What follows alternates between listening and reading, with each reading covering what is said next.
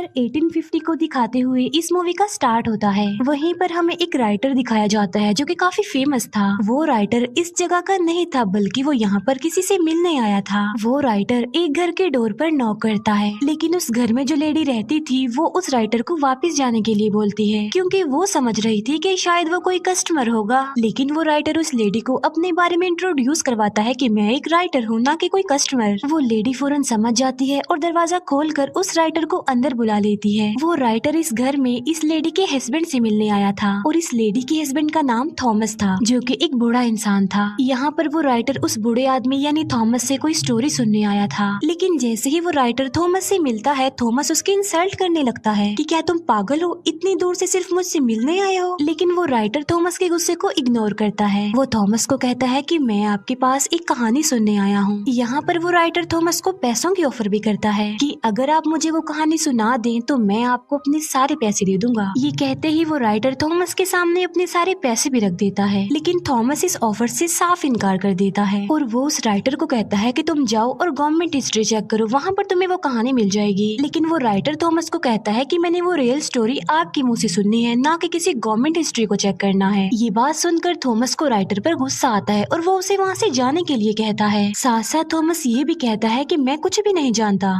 ये बात सुनकर वो राइटर अपसेट होकर वहाँ से जाने लगता है, लेकिन जो थॉमस की वाइफ होती है वो राइटर को वहाँ से जाने नहीं देती, वो उसका रास्ता रोक लेती है। थॉमस की वाइफ राइटर से माफी भी मांगती है उसके हस्बैंड के बिहेवियर पर। थॉमस की वाइफ राइटर को कहती है कि तुम उसकी किसी भी बात का माइंड मत करना, क्योंकि उस स्टोरी के बारे में थॉमस ने आज तक किसी को भी नहीं बताया, इवन मुझे भी नहीं। और यहाँ पर थॉमस की वाइफ खुद थॉमस के पास जाकर उससे रिक्वेस्ट करती है कि वो अपनी स्टोरी सुनाए और उस इंसिडेंट के बारे में जो उनके साथ पेश आया था। तो फाइनली थॉमस अपनी वाइफ की रिक्वेस्ट सुनकर स्टोरी सुनाने के लिए एग्री हो जाता है। दूसरी बात ये है कि वो लोग काफी गरीब थे, उन्हें पैसों की जरूरत भी थी, इस वजह से भी थॉमस को मानना पड़ता है। थॉमस उस राइटर को अपने पास बुलाता है और उससे कहता है कि मैं तुम्हें सिर्फ उतनी ही स्टोरी सुनाऊंगा जितनी तुम बर्दाश्त कर सकोगे, क्योंकि ये कोई आम बच्चों की कहानी नहीं थी बल्कि ये काफी दुखी कहानी थी। थॉमस बताता है कि ये मेरी लाइफ का एक ऐसा इंसिडेंट था जिसने मुझे चेंज कर दिया। और अब थॉमस अपनी कहानी सुनाना स्टार्ट कर देता है। ये ईयर 1820 होता है। ये उस वक्त की बात है जब समंदर में वेल का शिकार किया जाता था। अब क्योंकि वेल का ऑयल काफी महंगा था इसीलिए उसका शिकार किया जाता था। उस वक्त काफी लोग वेल के ऑयल का बिजनेस किया करते थे और ये चीज उनमें कोई नॉर्मल नहीं थी, बल्कि लोगों को तो वेल का शिकार करने का, उसका ऑयल निकालने का बहुत ज्यादा क्रेज था। इवन लोग इस बात पर बेट भी लगाया करते थे कि जितने भी शिप समंदर में जा रहे हैं उसमें से ज्यादा ऑयल कौन सा शिप लेकर आएगा। वहीं पर हमें एक पर्सन दिखाया जाता है जिसका नाम होता है ओवेन। ओवेन जो कि एक कंपनी के लिए काम करता था। ओवेन की एक वाइफ भी थी, इसका मतलब ये था कि वो अपनी लाइफ में बहुत खुश था। ओवेन जिस कंपनी के लिए काम किया करता था उनका काम भी ये था कि वो वेल्स का शिकार किया करते थे। जाहिर सी बात है ये कंपनी भी ऑयल हासिल करने के लिए ऐसा किया करती थी। ओवेन उस कंपनी के हेड से मिलता है। वो ओवेन को बताते हैं कि इस बार हम समंदर में वेल का शिकार करने के लिए अपना सबसे एक्सपेंसिव शिप भेजने वाले हैं। वो लोग ओवेन को कहते हैं कि उस शिप का ऑफिसर हम तुम्हें बनाकर भेजने वाले हैं। ये बात सुनकर ओवेन काफी अपसेट हो जाता है, क्योंकि इन लोगों ने ओवेन से प्रॉमिस किया था कि नेक्स्ट टाइम तुम ही कैप्टन बनोगे, लेकिन उन लोगों ने अपना वादा पूरा नहीं किया क्योंकि वो तो कैप्टन किसी और को बना रहे थे और जिसको वो कैप्टन बनाना चाहते थे उसका नाम जॉर्ज था। जॉर्ज असल में कंपनी के एक ऑनर का बेटा था। इस बार भी कंपनी के वो हेड्स ओवेन से प्रॉमिस करते हैं कि हम नेक्स्ट टाइम तुम्हें ही कैप्टन बनाएंगे। अब क्योंकि ओवेन एक काबिल इंसान था इसीलिए उसकी सैलरी बढ़ा दी जाती है और इसीलिए ओवेन उनकी ये बात मान लेता है और वो उन लोगों को कहता है कि मुझे रिटर्न फॉर्म में दो कि नेक्स्ट टाइम तुम मुझे ही कैप्टन बनाओगे। फिर हम देखते हैं कि ओवेन अपने सफर पर जाने के लिए तैयारियां वगैरह कर रहा था।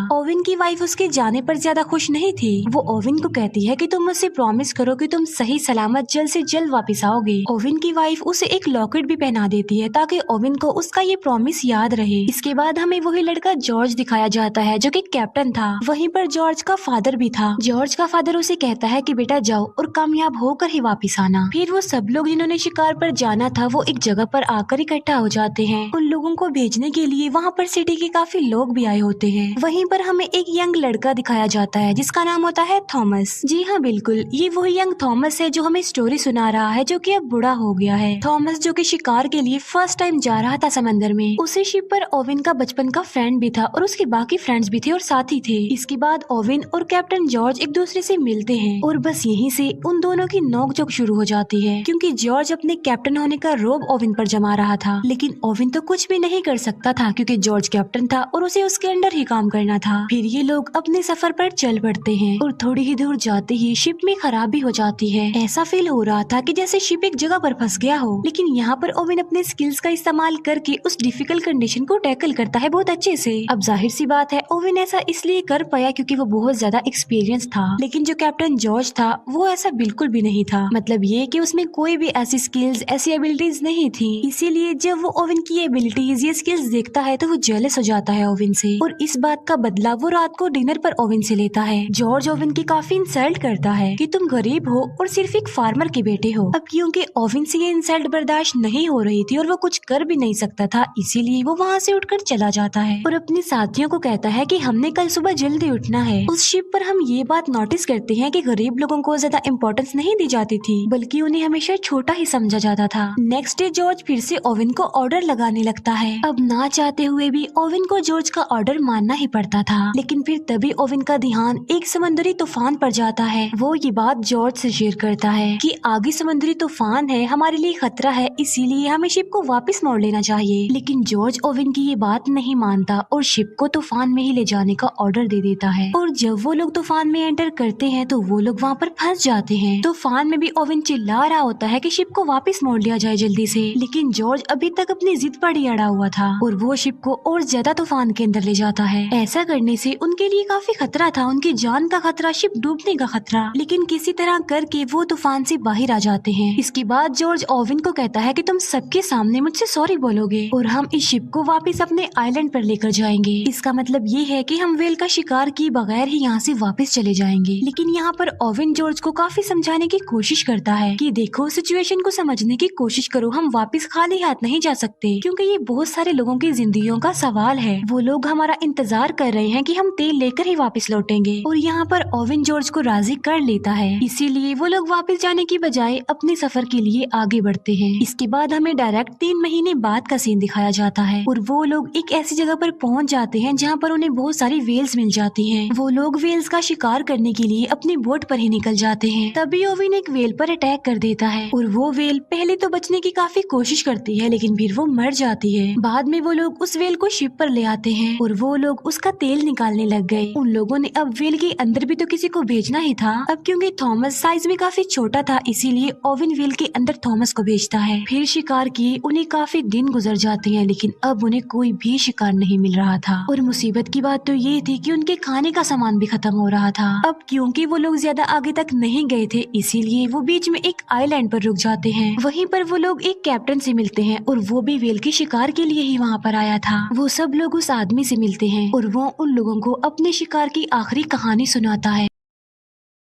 वो बताता है कि हम समंदर के बिल्कुल बीचों बीच आ गए थे जहाँ पर उनका सामना समंदर की सबसे बड़े वेल से हुआ और वो वेल बहुत ज्यादा लंबा और बड़ा था जिसे ग्रेट वेल कहा गया है। लेकिन ग्रेट वेल ने उनके शिप पर अटैक कर दिया जिससे उनका शिप डिस्ट्रॉय हो गया, जिससे कैप्टन का एक हाथ और एक बाजू टूट गया और उसके बाकी साथी भी मर गए। लेकिन वो लोग उसकी बातों को सीरियस नहीं लेते। वो सोच रहे थे कि ये कोई मनगढ़ंत कहानी सुना रहा है, इसीलिए वो कैप्टन वहाँ से चला जाता है। लेकिन अब इन लोगों के दिल में लालच आ गई थी कि हमें भी उस जगह पर जाना चाहिए जहाँ पर वो ग्रेट वेल है। इसके बाद वो उस लोकेशन पर जाने के लिए आगे बढ़ते हैं। फिर हमें डायरेक्ट 14 महीने बाद की कहानी दिखाई जाती है और इतना ज्यादा सफर करने के बाद फाइनली वो उस जगह पर पहुँच जाते हैं जिसका उस कैप्टन ने इन लोगों को बताया था और जहाँ पर वो ग्रेट वेल था। वो सब लोग अपने अपने हथियार लेकर, बोट्स लेकर उस जगह पर जाने लगे। अभी वो लोग आगे बढ़ ही रहे होते हैं कि ओवेन की बोट पर कोई अटैक कर देता है जिसकी वजह से वो लोग बोट से गिर जाते हैं और यहाँ पर वो लोग फर्स्ट टाइम अपनी आंखों के सामने इतना बड़ा वेल, वो ग्रेट वेल देखते हैं। ये बिल्कुल वैसा ही वेल था जैसे उस कैप्टन ने स्टोरी सुनाई थी, लेकिन वो ग्रेट वेल फिर वहाँ से जाने लगी। लेकिन ओवेन के जो बाकी साथी थे वो अभी तक बोट में ही बैठे हुए थे, इसीलिए मौके का फायदा उठाकर वो एक वेल पर अटैक कर देते हैं, जिससे वो वेल को तो मारने में कामयाब हो जाते हैं। लेकिन उन्हें ऐसा करता देख वो ग्रेट वेल देख लेती है, इसीलिए वो सीधा आकर उनकी शिप पर ही अटैक कर देती है, जिसकी वजह से शिप डूबने लगती है। जॉर्ज भी बोट में बैठा हुआ ये सब कुछ देख रहा था, इसीलिए वो उस वेल को वहीं पर छोड़कर वापस अपने शिप की तरफ आने लगता है। अब क्योंकि उनका शिप डूबने लगा था तो इसीलिए जॉर्ज सबको ऑर्डर देता है कि वो शिप को छोड़ दे जल्दी से। वो सब लोग अब बोट्स में आ गए और जितना भी खाना पीना उनके हाथ लग गया था वो उसे ले लेते हैं। इसके बाद नेक्स्ट मॉर्निंग हम देखते हैं कि वो वहाँ से निकलने के लिए समुद्री मैप को देख रहे थे, लेकिन उन लोगों का वहाँ से निकलना अब काफी मुश्किल हो गया था, क्योंकि वो लोग फिर से एक समुद्री तूफान में फंस चुके थे। इसी तूफान में ओवेन का बचपन का फ्रेंड भी काफी इंजर्ड हो जाता है। अब आहिस्ता आहिस्ता दिन गुजरने लगे। ओवेन अपनी जख्मी फ्रेंड की मदद किया करता था, जबकि ओवेन के बाकी साथियों को वो सिर्फ बोझ ही लग रहा था और कुछ नहीं। इसके बाद हमें 1 महीने बाद की स्टोरी दिखाई जाती है, जहाँ पर इन लोगों के पास अब खाना भी खत्म हो गया था। उनकी हालत इतनी ज्यादा खराब हो गई थी कि अनकरीब वो मरने वाले थे, लेकिन तभी उनके एक साथी को जमीन नजर आ जाती है, इसीलिए उन्हें थोड़ी तसल्ली हो जाती है और वो उस जमीन की तरफ जाने लगते हैं। अभी वो लोग बस किनारे तक पहुँचने ही वाले होते हैं कि ओवेन को वहाँ पर कुछ फील होता है, और वो कोई और नहीं बल्कि ग्रेट वेल थी,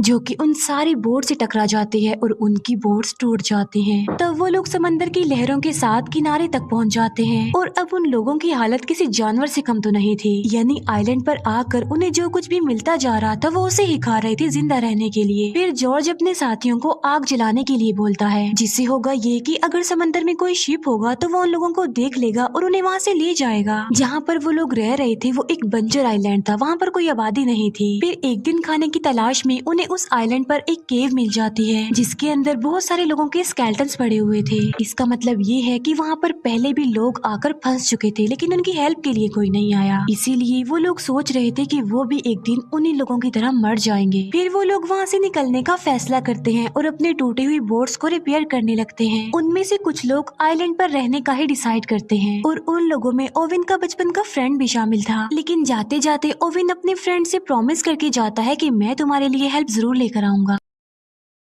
फिर इसके बाद हमें 48 दिन बाद की कहानी दिखाई जाती है, और उन लोगों का काफी बुरा हाल था। खाए पिए बगैर वो लोग बहुत मुश्किल से ही जिंदा थे। और फिर हमें दिखाया जाता है कि उनका एक साथी मर जाता है। तब ओवन का एक फ्रेंड उसकी डेड बॉडी को समंदर में फेंकने वाला था, लेकिन फिर वो लोग एक काफी अजीब चीज डिसाइड करते हैं। वो डिसाइड करते हैं कि हम इसको फेंकेंगे नहीं बल्कि हम इसको खा लेंगे। अब क्योंकि ऐसा करना तो उनके लिए काफी मुश्किल था, लेकिन इसके अलावा उनके पास और कोई ऑप्शन भी तो नहीं था। सब लोग इस बात की वजह से काफी अपसेट भी होते हैं, लेकिन जिंदा रहने के लिए अब उन्हें कुछ तो करना ही था ना, क्योंकि वो एक ऐसी सिचुएशन में फंस गए थे कि वो बिल्कुल बेबस थे। इसीलिए वो अपने उस फ्रेंड को खा लेते हैं, और कहानी फिर वापस से प्रेजेंट टाइम में आ जाती है, जहाँ पर हमें बूढ़ा थॉमस दिखाया जाता है। जहाँ पर थॉमस काफी दुखी था कि उन्हें अपने ही साथियों की डेड बॉडी को खाना पड़ा। लेकिन तभी ओवेन की वाइफ भी वहाँ पर रोते हुए आ जाती है। वो अपने हस्बैंड की दुख भरी कहानी सुनकर और ज्यादा दुखी हो गई थी। फिर वो थॉमस को कहती है कि इसकी आगे की स्टोरी सुनाओ। फिर उस इंसिडेंट के बाद 1 महीने बाद का सीन दिखाया जाता है, जहाँ पर ये लोग अभी तक समंदर में फंसे हुए थे और वहीं पर भटक रहे थे। अब क्योंकि भूख की वजह से उनका काफी बुरा हाल था, इसीलिए वो मजबूर होकर सरवाइव करने के लिए आपस में ही एक गेम खेलते हैं, जिस गेम में अगर कोई हार जाता था तो उसे मार दिया जाता था, और बाद में वो सारे साथी मिलकर उसे खा लेते थे। फिर एक दिन वो कैप्टन जॉर्ज हार जाता है। जॉर्ज अपने कजन को गन देकर कहता है कि तुम मुझे शूट कर दो और मुझे मार डालो, लेकिन जॉर्ज का वो कजन उसे शूट करने की बजाय खुद को ही शूट कर लेता है और बाकी लोग उसे खा लेते हैं। फिर एक दिन उन्हें फिर से वही ग्रेट वेल दिखाई जाती है। तब ओवेन उस वेल पर अटैक करने ही वाला होता है कि तभी ओवेन उस वेल की आंख देख लेता है, इसीलिए ओवेन उस वेल पर अटैक नहीं करता और वो भी वहाँ से चली जाती है। फिर काफी दिन बाद एक शिप दिखाया जाता है, और उस शिप के लोग जॉर्ज की बोट को देख लेते हैं, इसीलिए वो लोग उनकी हेल्प करते हैं। और जब शिप का कैप्टन ये देखता है कि बोट में इंसानी हड्डियां पड़ी हुई हैं, तो वो काफी शॉक्ड रह जाता है। और वो बोट जिसमें ओवेन और थॉमस थे वो तो दूसरी बोट से अलग हो चुकी थी। ओविन और थॉमस का काफी बुरा हाल था, वो मर रहे थे। लेकिन फिर तभी ओविन की नजर एक शिप पर पड़ती है और वो हेल्प के लिए उस शिप को बुला लेते हैं और फिर इस खतरनाक सिचुएशन से वो बाहर आ जाते हैं। फाइनली उन लोगों को बचा लिया जाता है और कुछ दिनों बाद उन्हें उनके घर पर लाया जाता है, जहाँ पर सिटी के लोग उन लोगों को देखकर काफी हैरान रह जाते हैं, क्योंकि उन्होंने तो एक्सपेक्ट किया था कि ये तो कब से ही मर चुके होंगे। वहीं पर ओविन की वाइफ भी उसके लिए वेट कर रही थी। ओविन की वाइफ जल्दी से उसके पास आती है और वो दोनों मिलते हैं। फिर उसी दिन ओविन और थॉमस मिलते हैं, जहाँ पर ओविन थॉमस को निशानी के तौर पर अपने वेल पिन दे देता है। इसके बाद कंपनी के लोग ओविन और जॉर्ज को बुलाते हैं उनसे स्टोरी सुनने के लिए, जो उनके साथ समंदर में बीत चुका।